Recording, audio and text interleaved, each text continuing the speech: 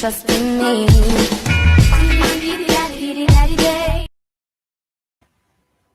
Bom dia, bom dia. Hoje é sexta-feira. Sexta-feira é dia de podcast Dislexia com Café. Eu sou a Mônica, sou disléxica, sou cristã, sou formada em hotelaria, estou estudando psicopedagogia, sou fundadora dos Sábios Disléxicos. Bom dia, Carol. Você está tomando café? Eu estou tomando chá hoje. Viu? Bom dia, aqui meu cafezinho. Sejam bem-vindos a mais um podcast do Dislexia com Café. Deixa eu colocar meu microfone aqui bem pertinho. Sejam todos bem-vindos. Eu sou a Caroline, sou psicopedagoga, tutora para disléxicos, mestrando em neurociência. E nesse podcast de hoje, super importante, informativo, né, fundamental para você que está aí nesse início, né, de jornada sobre os transtornos de aprendizagem. Hoje vamos falar sobre o diagnóstico na infância, quando e como procurar ajuda. Vamos fazer aqui um passo a passo para que você possa entender melhor, aprender e já aplicar. Isso, aquelas famílias que estão assim, já observando, né, Carol, alguma coisa diferente ali na criança, as crianças da mesma idade, na sala, estão fazendo de uma forma diferente do seu filho, então já estão ali observando e lembrando que quanto mais cedo, melhor sempre, né, Carol? Sempre. Sim, é verdade. Intervenção precoce, né? Diagnóstico precoce, já é comprovado que dá a esse aluno a oportunidade de ter uma leitura mais fluente, de não ter problemas com essa decodificação, porque ela vai ser mais fluida, vai ser automática. Então, é bom você correr atrás, sim, investigar, mas principalmente saber aonde ir, né? Quem procurar, que a gente vai falar aqui hoje, que são passos importantes. Não é todos os fonoaudiólogos que fazem, né, a certificação ou a investigação da dislexia. E a gente vai falar sobre isso aqui. Vamos, né? Colocar o carro na frente dos bois. Vamos passo a passo. Vamos começar com os sinais, que eu acho que todo mundo fica, né, assim, ansioso para saber sinais, para observar a sua criança, né? Então, vamos começar com sinais? Vou falar o primeiro aqui. Tá. Atraso no desenvolvimento da fala. Eu acho que esse é um dos que as mães e pais, né, responsáveis ficam mais atentos, né, o atraso da fala. A criança fala menos do que é o esperado. Inclusive, Carol, a gente fez um podcast com a doutora Vanessa, né? Tem um podcast super legal com a doutora Vanessa que ela falou sobre esses marcos. Então, corram lá e assistam também esse podcast que foi super legal. Ela deu muita dica boa, muita dica sobre esses marcos, inclusive na carteirinha de vacinação. Olha, bem legal. Corram lá e assistam. É verdade. Não, é super importante, justamente porque quem tem filho único não tem como comparar, né? Não tem como ter essa comparação, então acha que 1 ano não está falando direito, ok, 2 anos ainda está tititi, ou se não apontando, ou se não falando água, né, em vez de água, e a mãe está achando lindo, né? Está achando que é fofinho, né? E na verdade não é já um atraso. Né? E eu tive a comparação porque, tendo trigêmeos, é impossível não, né, ter esse tipo de comparação. Então, eu via que o André era mais calado, ele nem falava errado, ele não falava. Então, a gente foi até os 3 aninhos de idade, ele falando pouquíssimo, e as coisas que falava, ele falava isso, aquilo, aquela coisa, mama, aquilo, porque aqui mamãe, eles falam mama, né? Então, não conseguia pronunciar, já não lembrava o nome da palavra, do objeto. Só que na época eu nem sabia, né, que era dislexia, eu nem imaginava. Eu já tivesse pego ali, ó, já com 3 aninhos, imagina, já teria, ó, feito intervenção com a fono, nossa, já teria melhorado muito a dislexia dele. Mas tudo no seu tempo, né? Agora você está aqui, está ouvindo a gente, está vendo a gente. Se você está aí nessa situação, ou tem uma amiga que você está vendo que está nessa situação, então você já pode passar essa informação. Né? Eu vou passar também um dos sinais, que é a dificuldade com rimas e sons. Então, essa criança ela não consegue identificar rimas ou sons iniciais das palavras, algo esperado por volta dos 5 anos.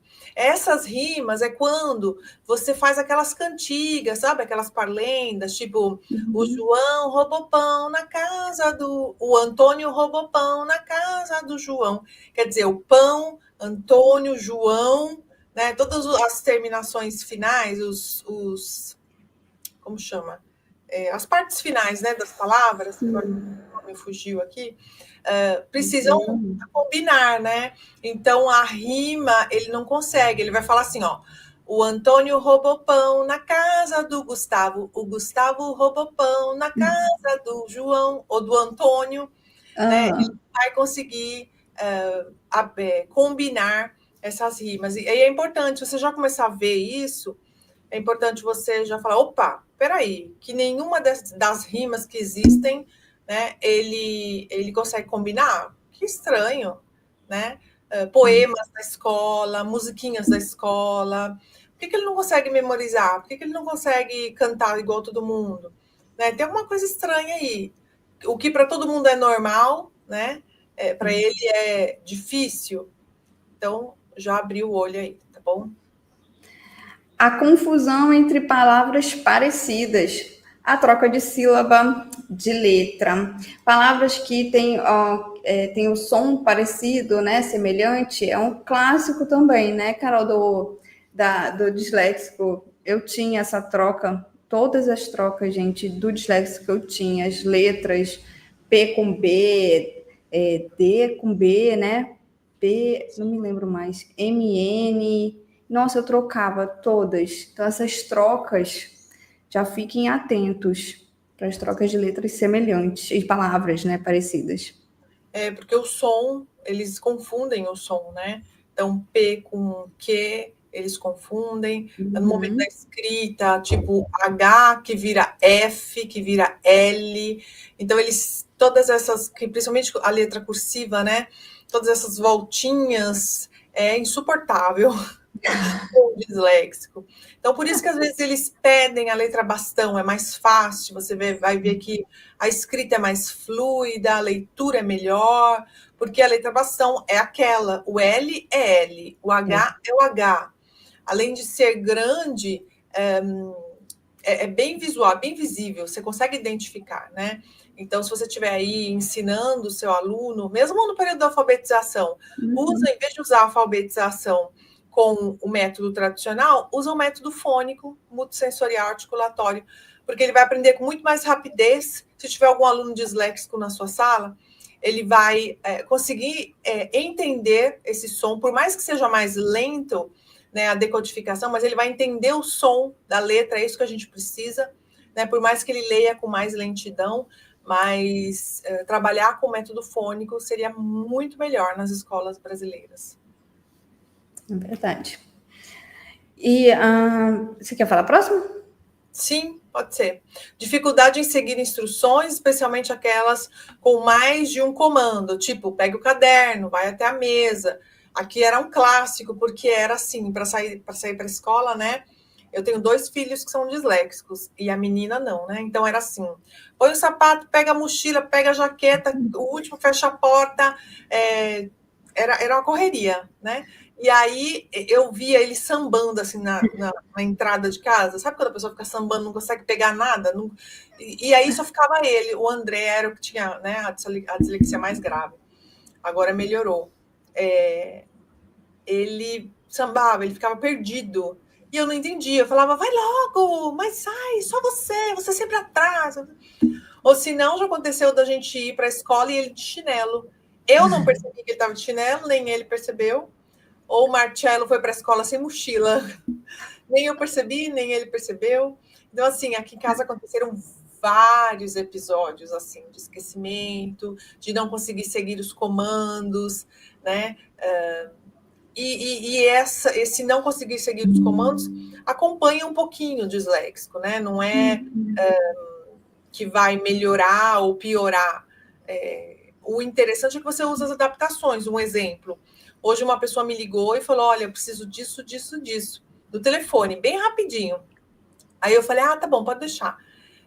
Desliguei. Quando eu desliguei, eu fui correndo para o papel e escrevi rapidamente, porque eu sabia que eu ia esquecer.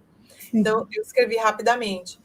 Então, é importante você começar já, desde pequenininho, usando adaptações como áudio, como um bloquinho de notas, né, um caderninho, um diário. O que aconteceu no seu dia? O que as pessoas falaram? Escreve nesse diário. É importante, tá? Ontem eu fui fazer prova, Carol, eu queria ter filmado para vocês verem que eu fui fazer prova num polo diferente da faculdade, né? Então eu nunca tinha ido naquele polo. Aí eu vi que todo mundo entrava numa sala e perguntava para a moça. Aí eu fui perguntar também. Aí, a moça, eu queria ter filmado para vocês. Era assim, olha, você vai pegar aquele corredor, aí você vai subir, aí você vai até o segundo andar, aí você vira não sei para onde, vai ter um cartaz. Nesse cartaz você vira não sei para qual lugar, que eu não lembro mais, e aí vão ter várias salas. Nessas salas você vai chegar na última, do lado X. Fiquei olhando para a cara dela, falei, moça, é assim, não consegui pegar. E a cara dela assim, mas aqui é um corredor, fez, tá, vamos lá, com calma, me explica de novo, que eu preciso anotar pelo menos os comandos básicos, senão eu nunca vou chegar nessa sala. E a cara dela, com uma cara de óbvio, ela, mas é bem ali. Eu falei, ok, que é bem ali, mas eu não consegui entender. Esquerda, vai, sobe, ai, Senhor. Eu falei, não, calma aí, moça, calma, né? Vamos com calma, né? Comandos é complicado. Vamos mais um. Evitar atividades com letras ou números. Então, mostrar resistência naquelas atividades de leitura em voz alta, escrita, contagem, tabuada, né? Aquela criança que foge sempre de todas essas atividades, já dá para ficar bem atento. Sim, principalmente se você faz, como eu fazia, competição de tabuada, tipo, tá no carro, né? Tá indo viajar, faz competição de tabuada, competição de números. Quem lembra mais do verbo no presente, no passado? Nossa, uma tragédia. Eu não sabia que eu estava fazendo meus filhos assim, meu Deus, passar um parto. É terrível, terrível. Não faça. Mas a gente faz, quando a gente tem informação, né? A gente não faz. Mas a gente faz com a intenção de vamos melhorar, né? Vamos fazer eles melhorarem, vai ser uma oportunidade. Sim. Mas graças a Deus, agora a gente tem informação. É verdade. A gente também pode falar sobre a desatenção e a agitação, né? Que muitas vezes tem a comorbidade com o TDAH, mas não é sempre. Você pode ter só a dislexia ou a comorbidade, né? Associada ao TDAH e a dislexia.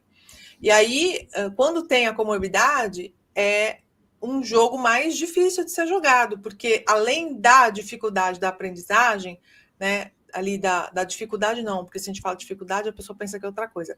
Além do transtorno, né, do distúrbio, né, do atrapalhamento dessa aprendizagem, tem também a agitação, a perca do foco, a desconcentração, né, você perde ali o sinal, a linha, o ponto, você perde tudo e fica ali.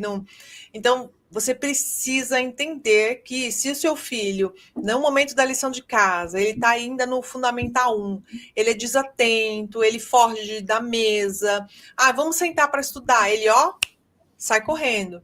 Ou se não está estudando, balançando o pé, balança tanto o pé que a mesa treme. Ou se não, se você tem um filho que toda hora quer levantar, toda hora quer pegar o celular, você já abre um pouquinho os olhos, porque essa agitação provavelmente já vem desde, né, ali da infância, ali do nascimento, e acaba piorando, porque quem tem a comorbidade com dislexia e TDAH não consegue ler, não consegue escrever, e aí o que você faz se você não consegue ler e escrever? Você não quer tentar, porque você sabe que você não vai conseguir, então você foge. né? Então já abram os olhos aí para essa. É um grande sinal que, se eu soubesse de algumas coisas, eu lembro que o meu filho fugia na sala de aula para ir para o banheiro. Ele ia sempre para o banheiro. Ele ia sempre. Meu filho não foi diagnosticado TDAH, mas ele tem alguns pontos assim que eu vejo que parecem muito TDAH, por mais que tenha só dislexia.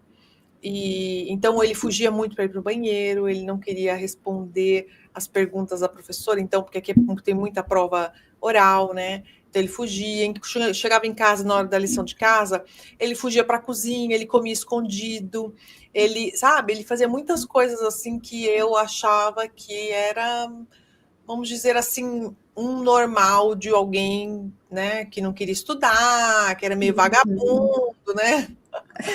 Que era meio preguiça, então não estava afim mesmo de estudar, e na verdade não é nada disso, não é nada. Ele quer estudar, mas ele não consegue, ele quer ficar parado, mas ele não consegue, ele não quer fugir, ele quer sentar e terminar igual os irmãos, mas ele não consegue. Então, assim, quando você sabe disso já na fase do Fundamental 1, né, do final aí da alfabetização, ou até mesmo no início, né, já vai te ajudar bastante para procurar o profissional certo, para te ajudar em casa no dia a dia, né, no momento da lição de casa. Eu acho que eu acho que a parte mais importante é essa, de tudo é em casa. Chegou em casa, e aí? Como é que você vai estudar?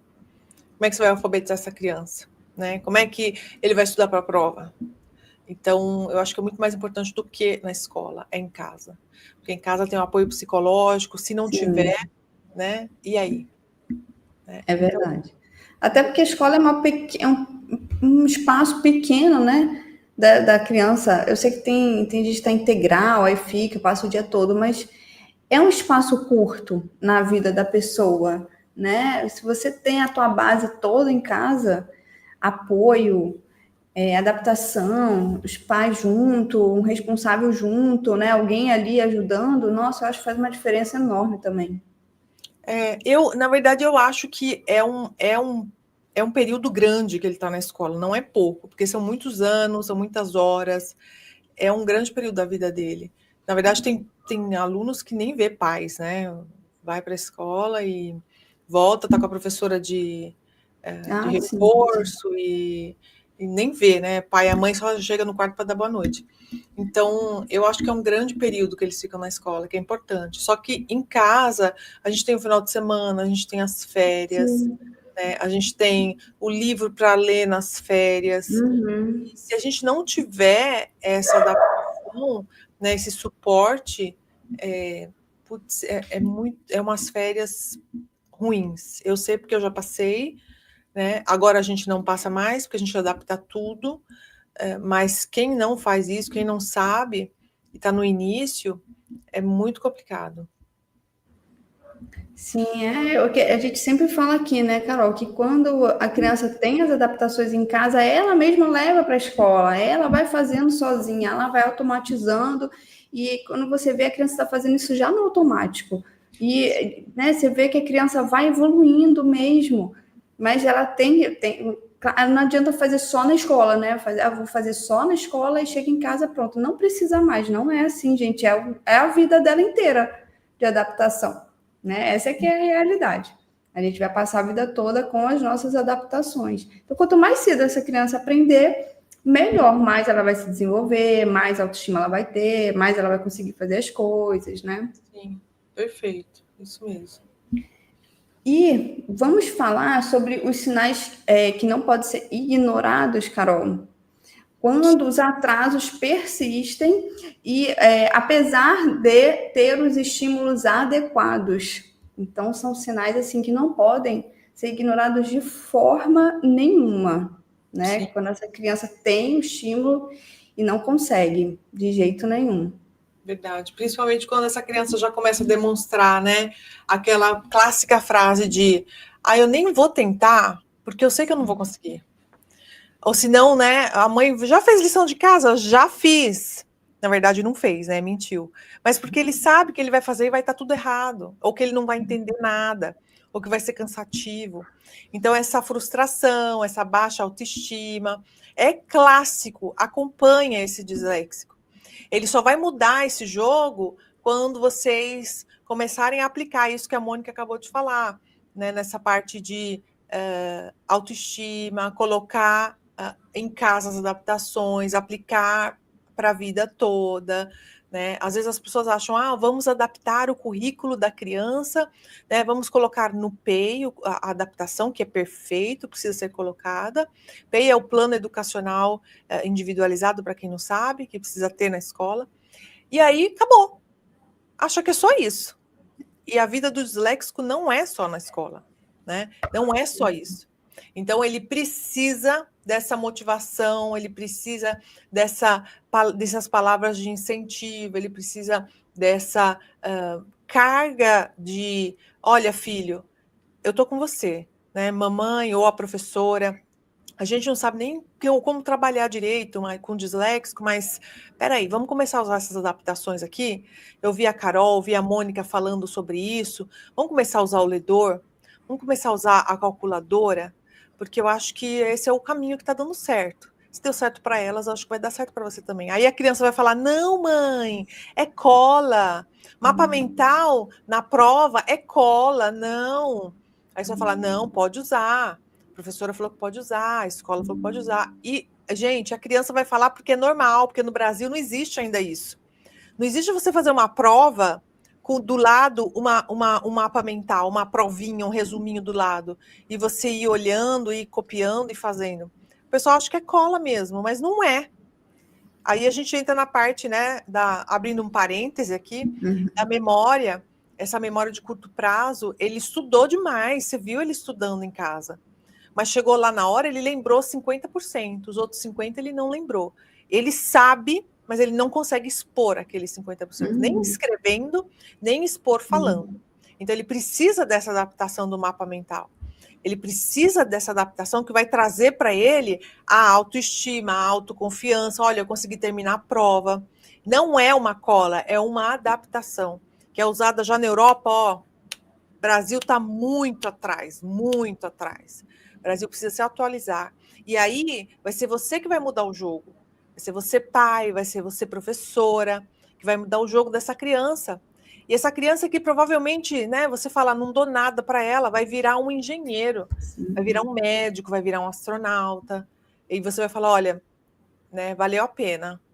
Valeu a pena o esforço, a adaptação. Nós fomos os pioneiros a adaptar isso e aquilo, mas valeu a pena, né? Briguei com muita escola, mas valeu a pena. Então, é interessante você olhar bem, né, esses sinais, não ignorar, porque a baixa autoestima e a frustração, ela vem quando você sabe já, olha, não consigo fazer, não quero, né, tem aquela resistência. É importante ficar de olho nisso, tá? E quando há um histórico familiar de dislexia, né, pai, mãe, vó, tio, às vezes você não sabe, né, como no meu caso eu não sabia que eu tinha dislexia, mas aí fala aqui para mim, se tiver algum pai, mãe, professora, se você repetiu de ano várias vezes, você ia muito mal na escola, você nem fez faculdade, você falou o quê? Depois de todo o trabalho, né, o perrengue que eu tive no colegial, ainda vou fazer faculdade? Não vou. Né, você é uma pessoa que não lê, você é uma pessoa que não gosta de ler, então provavelmente aí tem um quadro de transtorno de aprendizagem. E o seu filho foi diagnosticado com dislexia? Opa, tem um histórico familiar, tá? Então é importante que você converse com um profissional no momento da anamnese, no momento que esse profissional estiver perguntando, fazendo perguntas sobre a sua família, sobre o histórico dessa criança. É importante que você conte tudo, não tenha vergonha, tá bom? Porque a vergonha ela só vai paralisar e não deixar você seguir.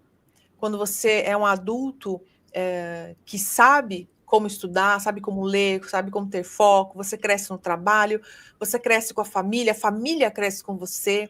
Depois que eu aprendi como adaptar, como estudar agora, depois de grande, meus filhos cresceram comigo, meu marido cresceu comigo, a família toda começa a estudar mais.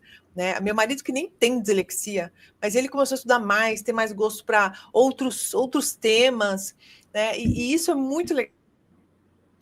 Então, inclusive, a gente tem o método Trove fazendo uma merchan aqui, É. o Trove está lá no link da bio, tanto meu quanto da Mônica, no Sábios Disléxicos Enfrentando a Dislexia, lá no Instagram, e é um curso para adultos com transtorno de aprendizagem TDAH. A gente te ensina a estudar, a ter foco, você quer fazer uma faculdade, uma pós-graduação, um mestrado, a gente te ensina como trabalhar, né, para que você consiga ler vários livros, ou um livro em um dia, em uma semana, com mais foco e mais concentração, tá bom? Mônica, deixo com você aí, para você falar os últimos sinais.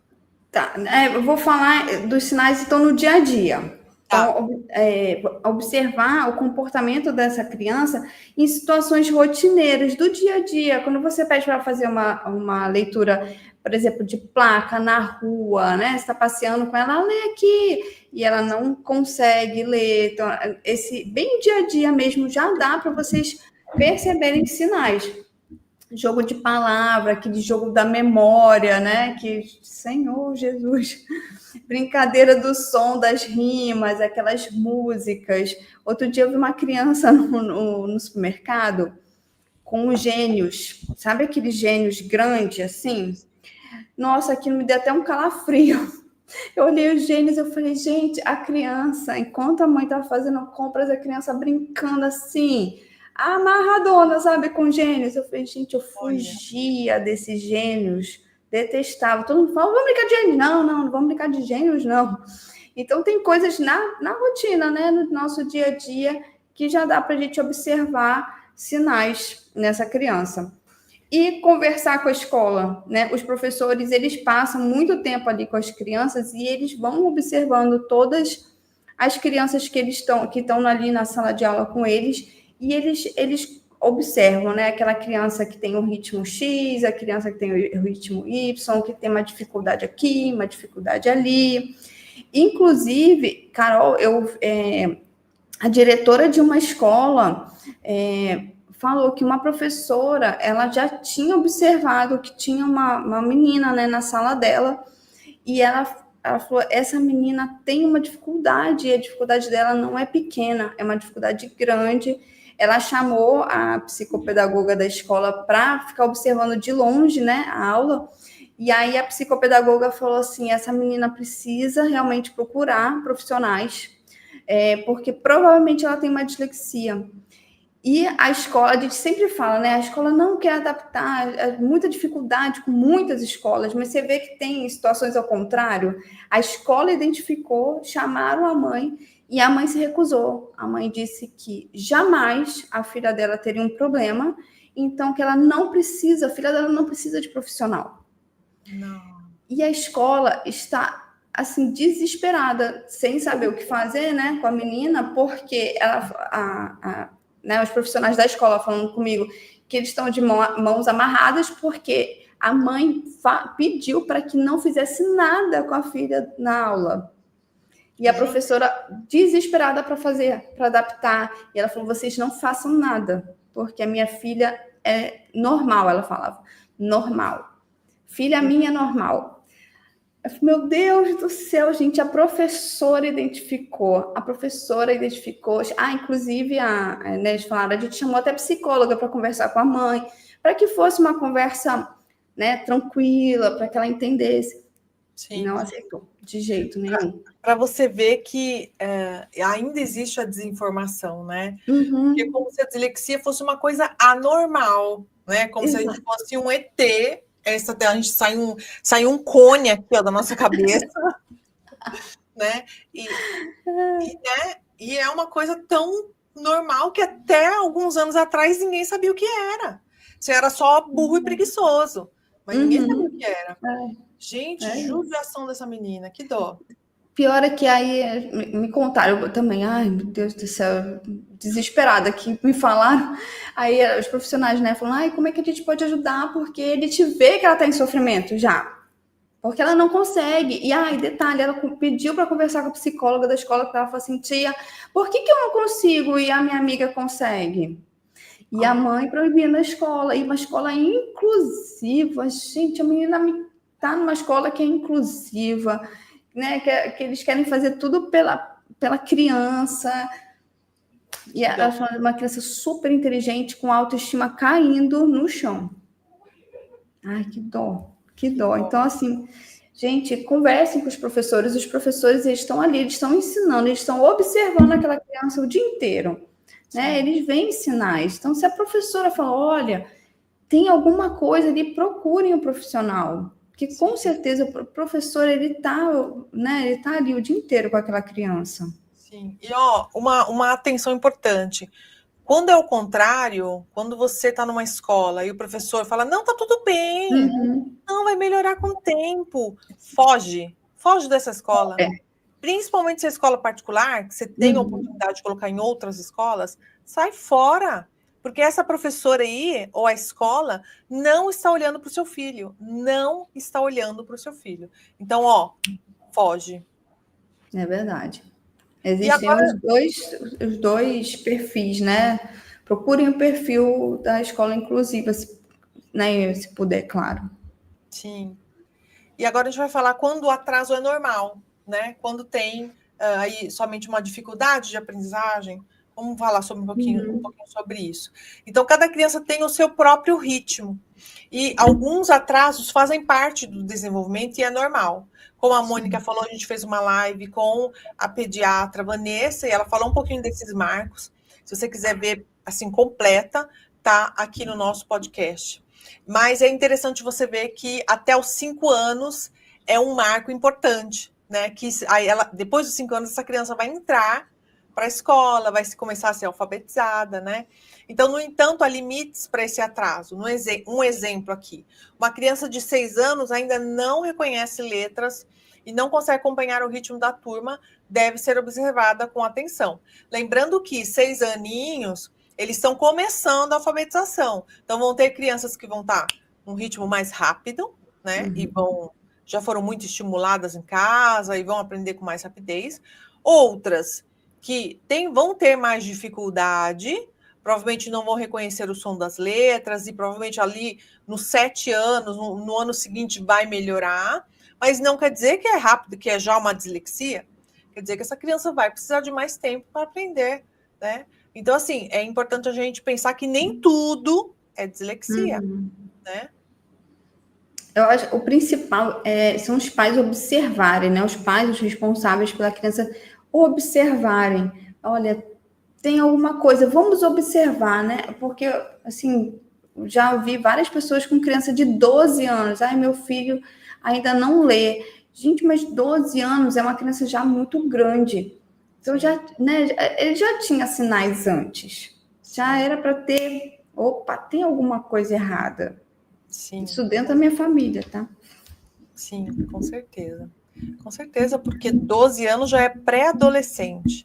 Então, quer dizer, você já passou a alfabetização, você já passou todo o Fundamental 1 e 2, você está no final do Fundamental 2, indo para o ensino médio e ainda não lê. Então, quer dizer... Não lê. E assim, na hora que você pegava as amigas do lado, o que as pessoas comentavam? Até a gente perturbar tanto. E falar, é verdade, vamos para um profissional. Mas, por exemplo, essa criança é alienada, ela não sabe nada do que acontece. Não, na verdade, ela não estava lendo as coisas. Não é que ela era uma alienada, uma menina super inteligente. Não, mas olha, você vê que as amigas são ótimas, são super inteligentes, super antenadas, e ela não, ela é alienada. A gente falou, gente, ela não está lendo. Se ela não lê, ela não vai ler nada. Tudo que a gente faz lendo, né? É o WhatsApp, é o celular, é a internet, é o livro, é a matéria, tudo é lendo. Se ela não estava lendo, ela não ia ter essa informação para conseguir falar igual as amigas, né? Então, não é que ela era alienada, tinha um problema de leitura. E quando você falava assim, lê aqui para mim. Não, rapidinho, eu já volto. Agora não. E aí, depois do diagnóstico, virou uma criança, que para mim continua sendo criança. Ela virou uma criança que não lia nada, fugia, né, assim, fugia de todas essas situações, para uma criança que foi jogar com a gente e falou assim, eu começo lendo. Aí eu falei, ai, que coisa linda. E aí ela foi, assim, ela ainda estava muito no começo da intervenção, então ela lia com bastante as pausas, bem lento, né? E ela falava assim: espera que eu vou acabar. Sabe, uma segurança, sabe? Tipo assim, eu posso sim, não importa, né, que eu vou engajar um pouquinho, mas tudo bem. E ela leu tudinho, eram umas cartas, né? Aí ela falou assim, e depois que rodou, né, todo mundo leu, aí ela assim, agora sou eu de novo. Eu fiz, gente, que coisa linda, que mudança. Sim, muda mesmo, muda. Eu acho que as pessoas não acreditam, né, que muda. Não. Ou sei lá, quando acontece com seu filho, aí você fala, realmente muda. Nossa, é tão incrível se você ouvir depoimentos como o da Mônica agora, depoimentos das mães que participam dos meus cursos. Gente, é uma transição assim da água para o vinho. Né?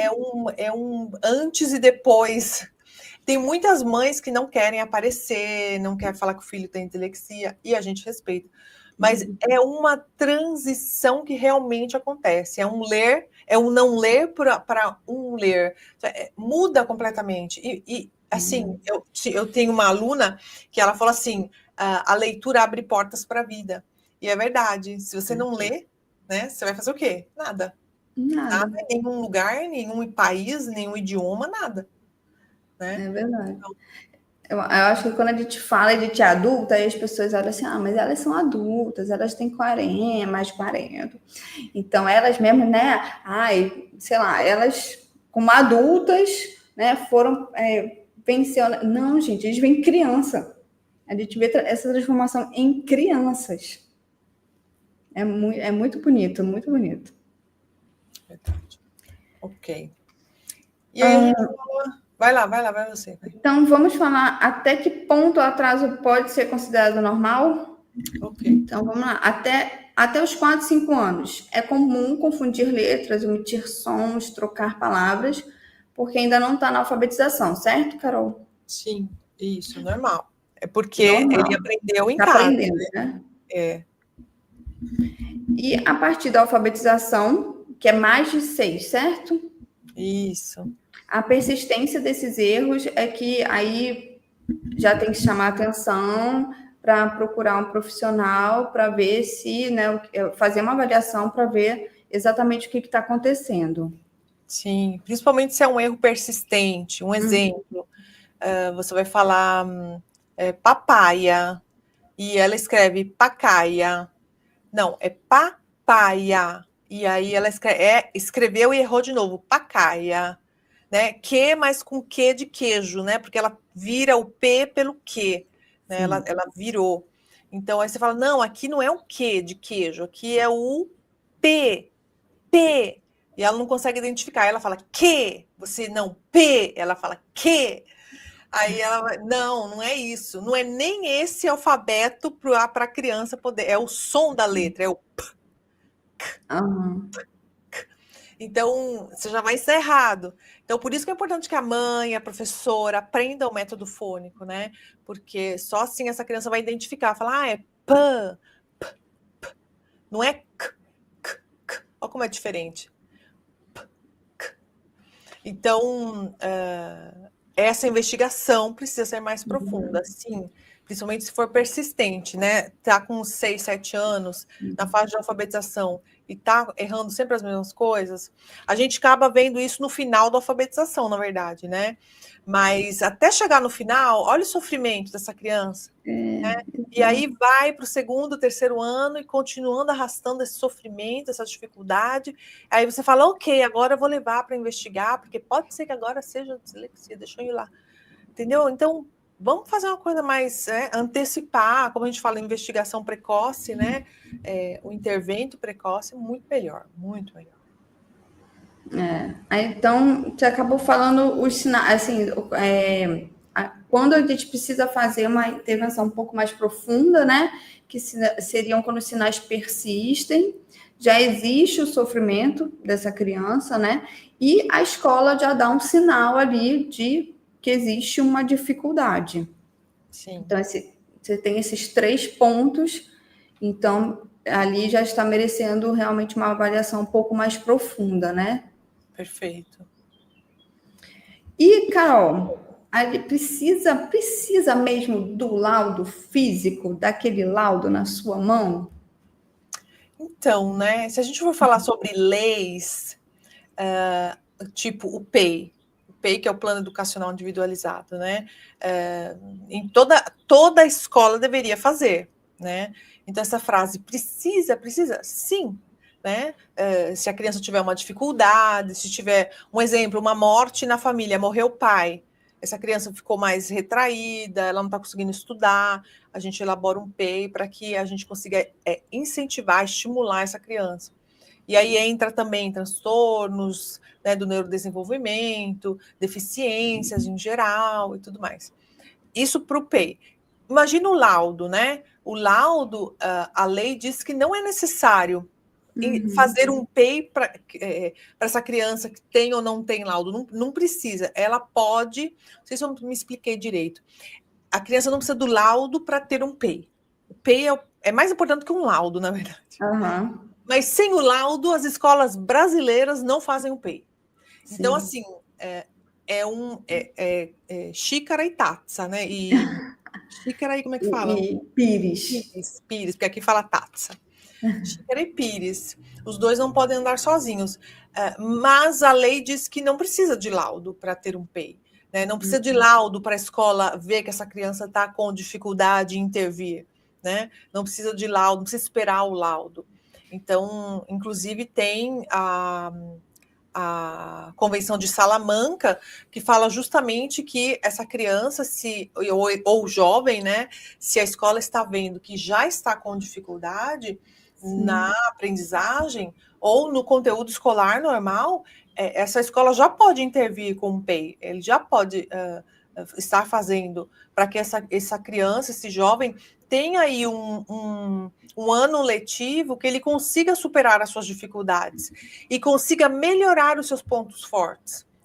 É uma coisa muito importante o PEI, porque e quando ele é usado, né, quando a professora, quando o corpo docente usa ele realmente, né, porque uma coisa é fazer e estar pronto e outra coisa é usar, né, colocar ele na prática. E isso precisa de muita conversa, né, de muito... isso aqui que a gente está fazendo, né, esse podcast, essa nossa conversa falando sobre diagnóstico, falando sobre os transtornos de aprendizagem, falando sobre TDAH, explicando. Quantas vezes a gente já falou aqui sobre intervenção precoce? Milhões. Mas a gente sempre tem que estar retomando, falando, né, fazendo... como chama o nome? Fazendo... Fala. Não sei, não sei. Também não lembro da palavra, mas fazendo aqui, conversando, tal, e porque as pessoas esquecem, porque não é o dia a dia, porque não passa na televisão, porque não é normal falar sobre dislexia, dificuldades na aprendizagem. O normal é, ai, meu filho é ótimo na escola, ai, meu filho é perfeito, ai, meu filho vai bem, ai, meu filho tira só 10. Né? Quando tem, ai, meu filho tá mal, não consegue estudar, não consegue aprender, não consegue nem ler e escrever.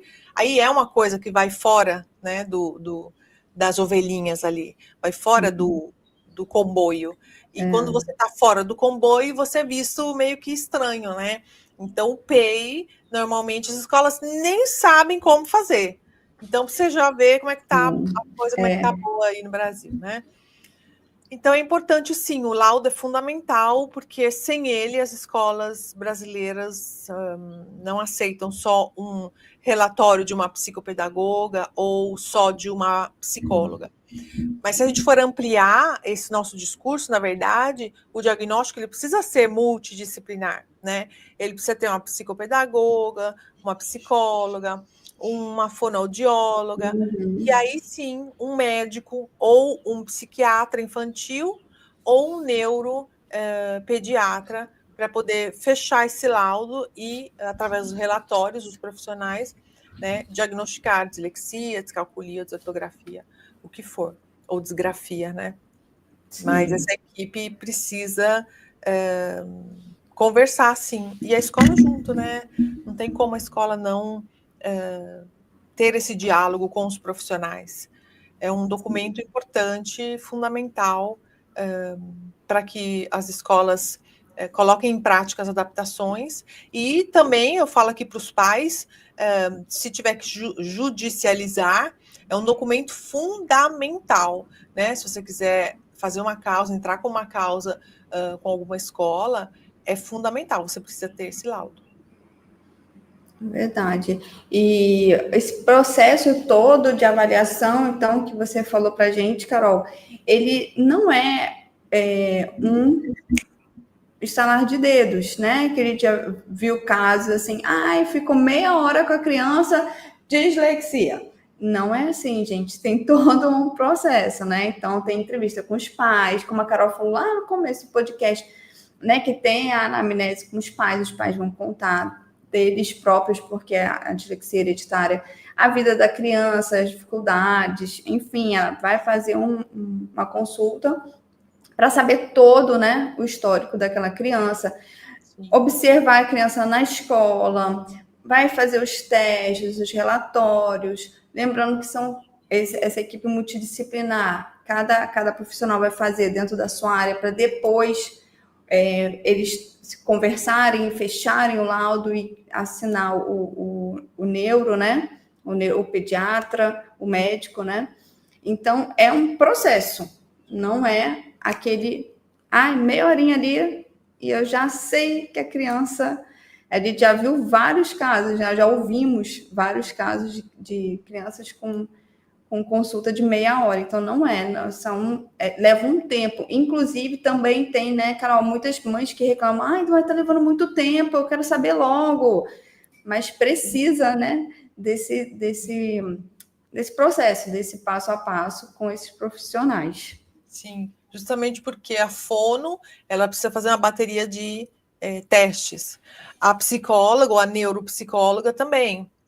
Não dá para fazer tudo isso em um dia, porque a criança vai cansar, né?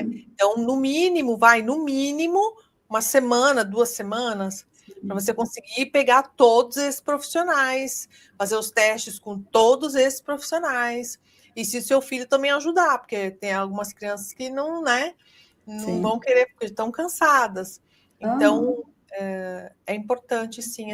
E também uma outra coisa aqui, que eu queria dizer, muito importante mesmo, o médico, o neuropediatra, um psiquiatra infantil, um pediatra, eu já estou ouvindo isso várias vezes, de mães que vão nos consultórios e aí leva o caderno da criança e fala, é dislexia.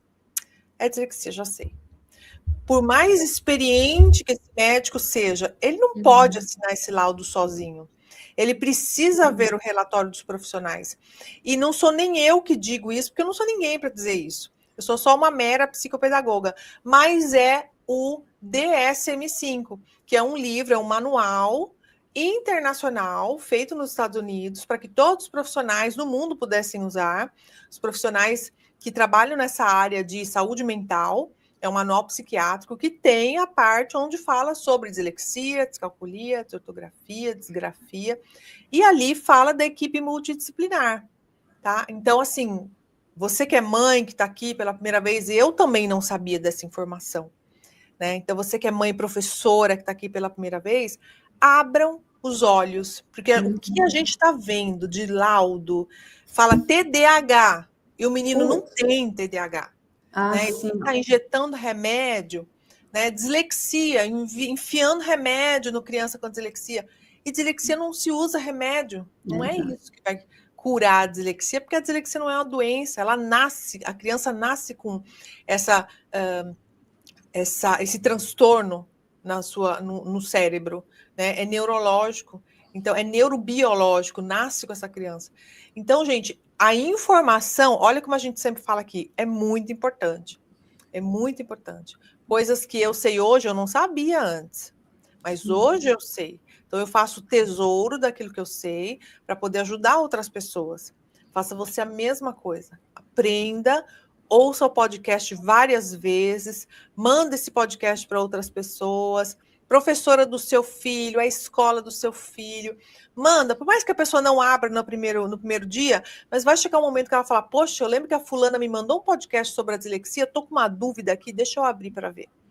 tá? Então, compartilhe esse podcast, porque são informações importantes, relevantes e que vai ajudar bastante, né, Mônica? É verdade, gente. Informação é ouro, é ouro. É o principal. Quanto mais informação a gente tem, a gente não cai nessas armadilhas, a gente procura o profissional certo, a gente ajuda os filhos, né? Informação, gente, informação. Então, vamos falar onde e como buscar ajuda? Na verdade, isso. Vamos lá para baixo. Já passou, já são 50 minutos, passaram 50 minutos. Então, vamos falar rapidinho onde e como buscar ajuda, porque normalmente a escola é a primeira que dá aquele sinal, né? Sim. Tem alguma coisinha aqui. E a gente tem 3 formas, assim, vamos dizer, de buscar ajuda. Tem o sistema público, que a gente sabe que é complicado, mas ele está lá, né? A gente sabe que o SUS é mais complicado, mas tem profissionais lá no SUS também.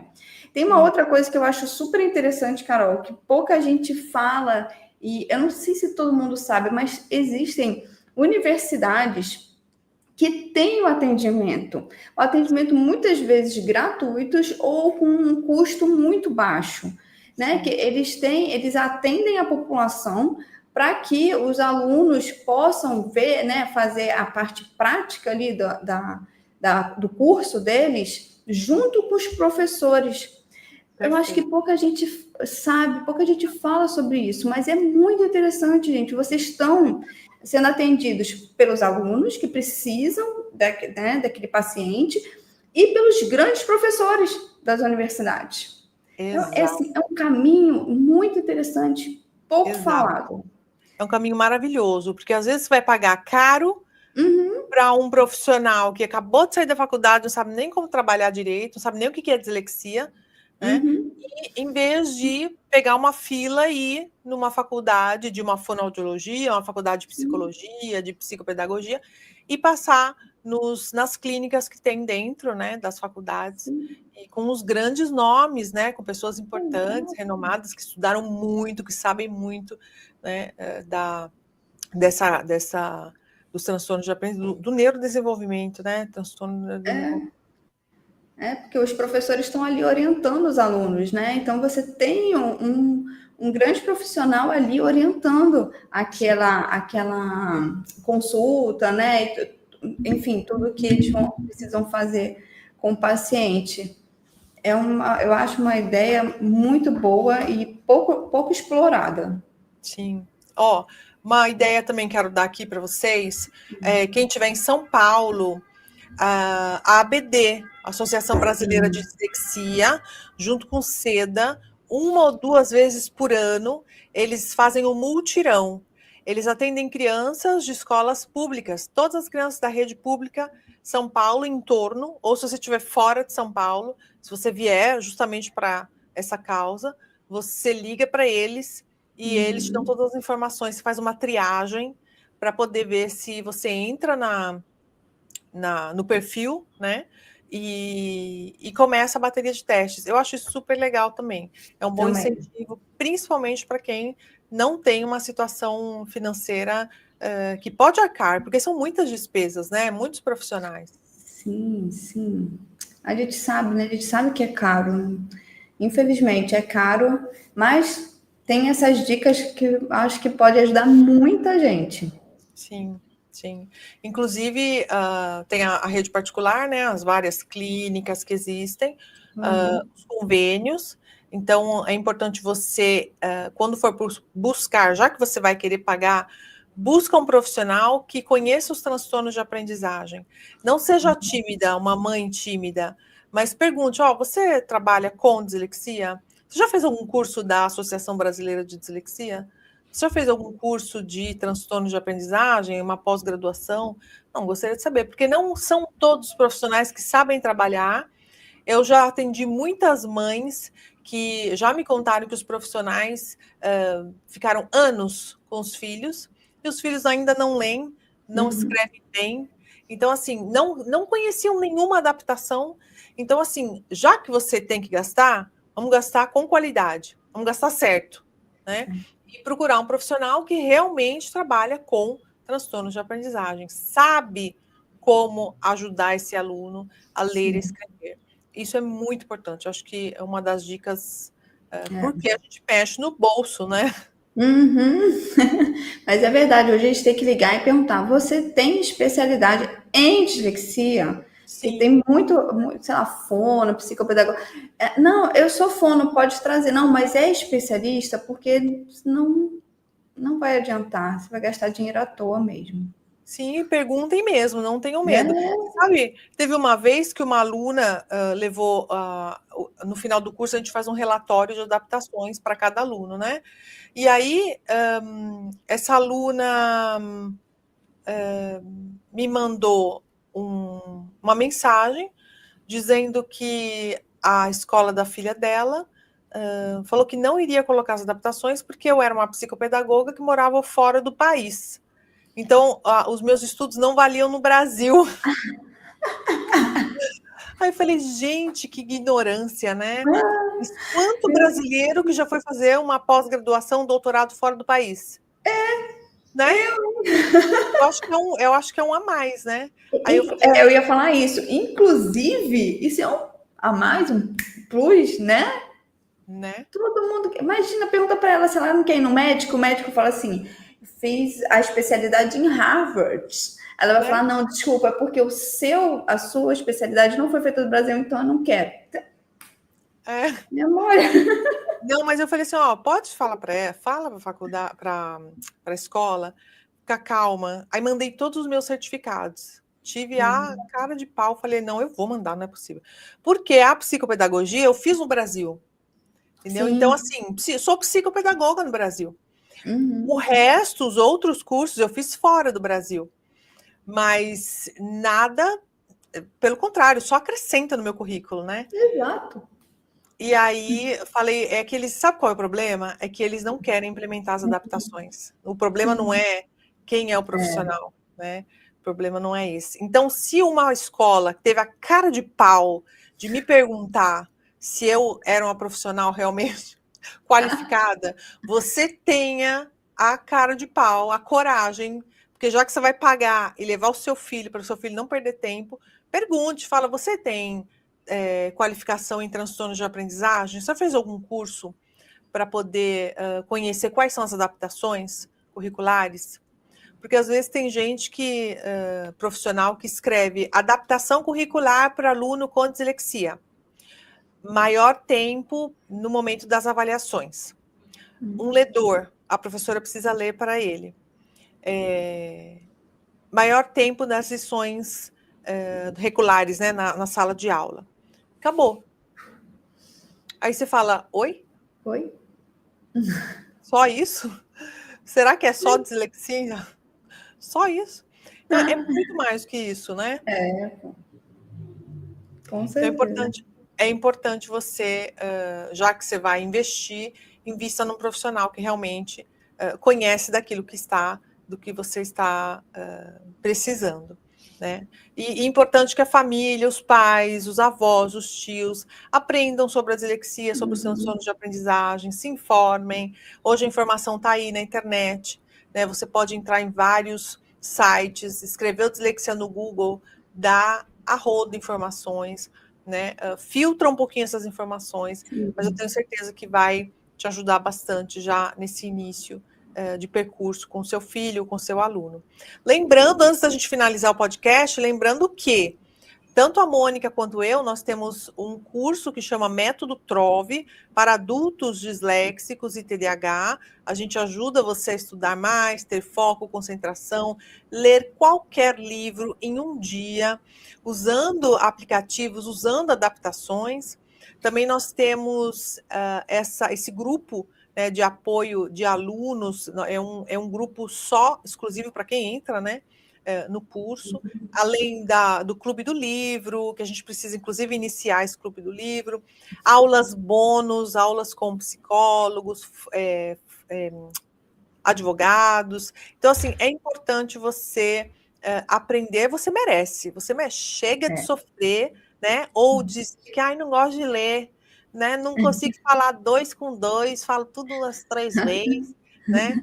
Vamos falar certinho, vamos ler. Já que você não pode viajar, viaje com a leitura, né? Compra livro lá da Tailândia, livro americano, e viaja com a leitura, gente. Você pode, você merece isso. Você merece, tá bom? Não, chega de sofrer mesmo, né, Carol? Chega de sofrer, chega de não conseguir realizar seus sonhos, gente. Pelo amor de Deus, a vida tá passando. Não, a gente tem que realizar nossos sonhos, a gente tem que conseguir fazer o que a gente, né, sempre quis fazer, melhorar no trabalho, fazer a faculdade que você sempre quis, fazer pós, ser especialista, palestrar. Não, gente, a gente tem que parar de sofrer, isso mesmo, cara. Vamos parar de sofrer e realizar sonhos, realizar coisas grandes, coisas legais que você sempre quis. Sim. Ó, última frase para a gente terminar. Confie na sua intuição. Se você sente que algo está diferente com você ou com o seu próprio filho, procure ajuda. Não fique parado. E o primeiro passo você já deu, que é estar aqui conosco nesse podcast. Nós queremos te agradecer pela tua companhia. Foi muito bom esse período aqui com a Mônica e com você que está aqui nos vendo e nos ouvindo. Um forte beijo. Obrigada a todos que estavam aqui com a gente. Obrigada a todos que vão ouvir e assistir depois. Obrigada, Carol, pela parceria de sempre. E nos sigam nas nossas redes sociais. Todos os nossos episódios do podcast estão lá no Spotify, podcast Dislexia com Café. E também sigam a gente nas nossas redes sociais, no YouTube, no Instagram, TikTok, Enfrentando a Dislexia e Sábios Disléxicos. E até a próxima sexta-feira com mais um episódio do podcast Dislexia com Café. Beijo!